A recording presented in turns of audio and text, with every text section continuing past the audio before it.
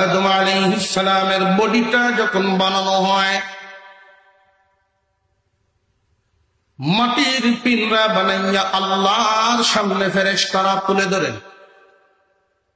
আল্লাহ পাক রব্বুল আলামিন আদম আলাইহিস সালামের চেহারা আল্লাহ নিজ কুদরতি হাত লাগায়া নাক একটু টান দিয়া দাঁড় করায় দিলেন, নাকটা একটু উঁচা করলেন। মহান আল্লাহ পাক তার কুদরতি হাত লাগাইয়া চোখটা জায়গা মতো বসায় দিলেন, কানটা সুন্দর করে বসাইলেন। অর্থাৎ কন্ট্রোলার নালীর থেকে নিয়া উপরের অংশটুকু আল্লাহর কুদরতি হাত দিয়া বানাইছে। ঘোষণা দিলেন কি?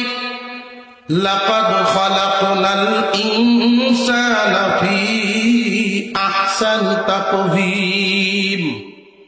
নিশ্চয়ই মানুষকে সৃষ্টির সেরা সুন্দর করে বানাইলাম।